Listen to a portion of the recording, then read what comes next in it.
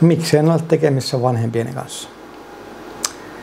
Ei mulla nyt ole päivämäärää ylhäällä, mutta en ole nähnyt isäni 10 vuoteen, äitiäni ehkä 8. Heillä ei ole puhelinnumeroani, enkä ole missään tekemisissä. En tässä nyt halua mitenkään olla tästä ylpeä, vaan kyllähän tämä loppupeleissä on hyvin surullista, on näin päässyt käymään. Kipeätä on tehnyt ja vaikea asia käsitellä, mutta lopulta mulla oli myönnettävä, että mulla ei ollut mitään muuta vaihtoehtoa. Tätähän ei tarvitse selittää, jos kyse olisi ex-kumppanista tai työkaverista, mutta jostain kumman syystä vanhemmilla on aina se sädekehä päänsä päällä. Minä en sellaista heille suo. Ja eiköhän meillä kaikilla ole joku epätoivottu puhelinnumero tai joku kaveri, kenen välit on katkennut, mutta ei vaan viitti sanoa suoraan. Minä olen vain ottanut askeleen pidemmälle ja tosiaan poistanut heidän puhelinnumeronsa ja sanonut ihan suoraan, että tämä oli tässä. Ja usein mä saan osakseen tällaisia puolustelijoita, että kyllä sinusta välittää ja hän on sun vanhempi ja hän yritti parhaansa. Jotenkin aikuisella lapsella on se todistuksen taakka, joten tässä sitä ollaan. Jatkossa jos kysyy, niin annan sitten tämän videon. Eihän tämä ole mikään yksiselitteinen tai helppo selittää, joten tässä sitä parhaamman mukaan koitan sitten selittää. No ensinnäkään mä en koe, että mulla on mitään velvollisuutta heitä kohtaan, että mä en mielestäni allekirjoittanut mitään sopimusta, kun tänne maailmaan tulin, että olisin heille jotain velkaa tai mun pitäisi olla heille tulla heidän niin joulujuhliin aikuisena. Että oliko se hoiva, jonka sain, niin oliko se pyyteetöntä vai jäinkö mä siitä jotain velkaa? Minä en tätä allekirjoita. Aikuisena vuorovaikutus on vapaaehtoista, että ketään ei mua uhkaile tai poliisit ei tule hakemaan mua. Että olen vapaa liikkumaan, että mä käytän tätä oikeuttani. Sitten tämä kommunikointi jollain tavalla liittyy se, että tämä olettamus, että puhun totta ja jos te pidätte mua valehtelijana tai teillä olisi todisteita siitä, että kaikki mitä puhun on valetta, niin kyllä tätä videoa olisi aika vaikea katsoa. Mun vanhemmat pitää mua valehtelijana. Silloin se sisältää myöskin semmoisen ajatuksen, että mä oon täysin väärässä.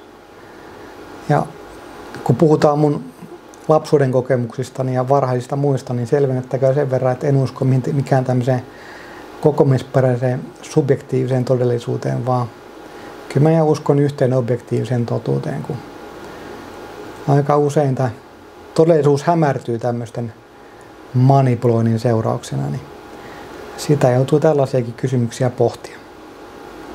Että kyllä me niin kuin vanhempien kanssa ollaan aika perustuslaatuisista asioista eri mieltä, että tapahtuuko tämmöisiä asioita vai ei. Ja mulla on niin kuin hyvin vaikea olla semmoisten ihmisten kanssa tekemisissä, jotka täysin kiistaa, mitä mun elämässäni on tapahtunut. Että kyllähän meillä kaikilla on se tietty kipuraja toisten ihmisten kanssa, että mitä toisessa hyväksyy, että jos toisella on täysin eri mielipiteitä, täysin eri arvat, niin harvoin ei sitä oikein jaksa kuunnella. Että mun vanhempien kohdalla sitä tavaraa on niin paljon, että kyllä se niin kuin vesi ämpärissä ylittyy niin pahasti, että se läikkyy yli, että kyllä sitä on ihan yllin kyllin.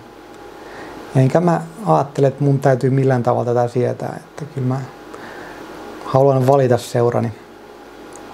Ja vanhempien osalta tähän niin kuin liittyy se niin kuin pilkkaa, että he vähättelee kokemuksiani ja pitää niitä toisarvoisina, että mitä niillä on merkitystä ja menee eteenpäin ja unohda kaikki. Että tämä on jälleen sellaista niin kuin manipulointia, jolla niin kuin luodaan kuvaa siitä, että olisin täysin väärässä ja unohdan vaan kaikki. Ja he on viattomia ja he on tehnyt parhaansa, mutta minä en anna tällä tavalla periksi, että kyllä minä haluan näistä asioista puhua ja ne on mulle tärkeitä. Että jos he eivät siihen suostu, niin ei se ole minun ongelmani.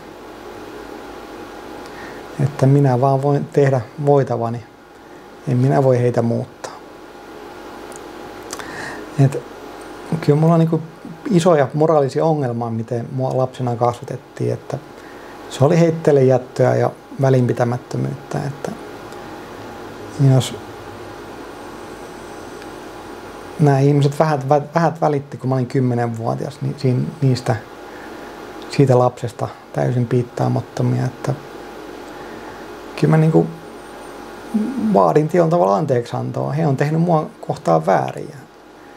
He ei ollenkaan ole tähän kykeneväisiä, että ei he edes kadu, että eihän me päästä alkumetreillekään mun vanhempien kanssa. Että tässä mielessä niin se kommunikointi on tyrehtynyt aivan tyysti. Ja he sanoo tosiaan, että he on tehnyt kaikkensa mun eteen. Että mä tietysti mietin, että mitä se kaikki oli, että mulla ei ole mitään hyvää muistoa heidän kanssaan. Että vähän kuin semmoinen luokkakokous, jos olette, niin kyllä te muistatte kultaisia kouluvuosia niin kuin yhdessä niin kuin vanhojen luokkakavereiden kanssa, mutta tämmöistä mulla ei ole mun vanhempien kanssa. Ei mulla ole hyviä muistoja, joita jakaa heidän kanssaan tai muistella iloisesti. Että päinvastoin, että on vaan huonoja muistoja ja ehkä ne voisi jopa unohtaa. Vähän samalla tavalla mulla ei yhtään rakentavaa keskustelua mun vanhempien kanssa. Ei 30 vuoteen, ei yhtään ainuttakaan, että ei mitään ohjeistusta tai moraalista neuvoa. Niin en minä tälleen käytännöllisesti, niin miksi minä heidän kanssaan sitten aikaa viettäisin, jos minä en siitä mitään hyödy.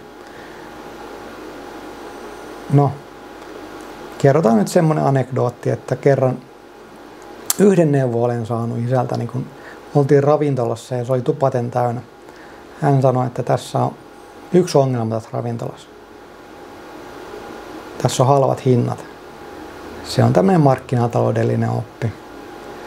Tämä on se sanonta, että poikkeus vahvistaa säännön. Minä muistan vain sen ainoan yhden, kun se silloin vahvistaa sen säännön, kun ei ole mitään muuta. Kristilliset usein vetoaa tähän käskyyn, että kunnioita vanhempaasi. Toisaalta on myöskin käsky, että älä anna väärää valaa. Minä kunnioitan vanhempiani olemalle heille rehellinen.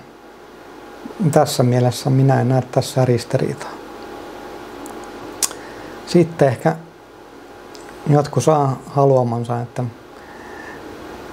löytää sitten vikoja minusta, jos mä en halua sanoa, että mä en koskaan antanut mahdollisuutta mun vanhemmille. Että kyllä mä muistan jo lapsena hyvin varhain miettivänä, että näillä ihmisillä ei ole minun intressit ajatuksissaan. Että kyllä se niin kuin lähti eri teille jo hyvin nuoresta pitää, että he hylkäs minut ja minä vetännyin. Että se oli mulle semmoinen suojamekanismi. Ja muistan erityisesti semmoisen tilanteen, kun olin autossa takapenkillä ja isäni oli kuskin paikalla ja hän käänsi peiliä ja katsoi silloin tiukasti. Silloin mulla tuli semmoinen tunne, että älä kuuntele tätä miestä. Miten mä voisin arvostaa tätä miestä, kun ei hän tehnyt koskaan mitään arvostettavaa mua kohtaan.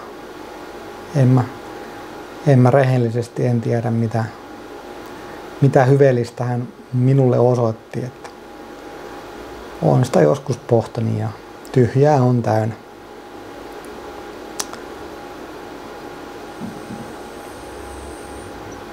Ja kun mulla on tällaisia niin kuin moraalisia arvoja, niin kyllä mä haluan pitää niistä kiinni ja elää niiden mukaan ja olla esimerkillinen.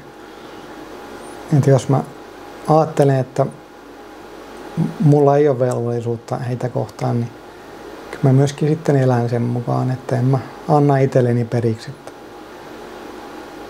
Tässä mielessä haluan olla esimerkillinen.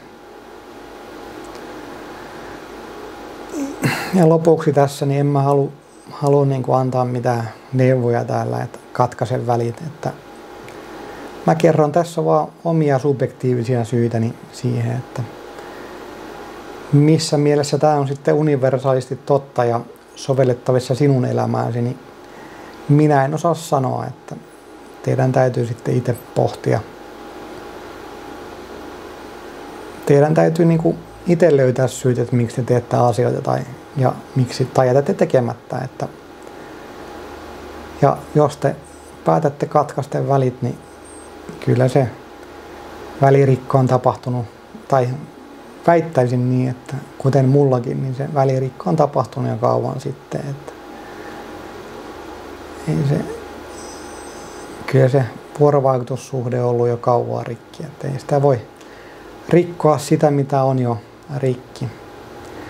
Että tässä mielessä mä pääsen tästä niinku sosiaalisen häpeän, kulttuurin ruomasta häpeästä, joka muuhun tietyllä tavalla moniin meistä iskostuu, että mussa on jotain vikaa ja miten voi lapsi tehdä vanhemmilleen näin. Että kyllä mä tietysti väitän, että tämä on ihan moraalista toimintaa, mitä tässä teen, että en millään tavalla tee mitään pahaa. Mutta niin kuin sanoin, että tämä on vähän, että mä haluan ehkä toistaa tätä, että kun kerron omia kokemuksia, niin ei se välttämättä ole millään tavalla sovellettavissa sinun elämääsi. Että se kannattaa näissä kuvioissa olla tarkkana.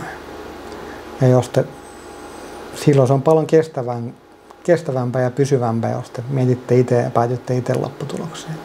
Se, mikä se päätös sitten lopulta on, niin se on sitten teidän oma ja kunnioitan sitä ihan täysin. Ja olette vapaita valitsemaan niin kuin minäkin olen. Mutta kiitos.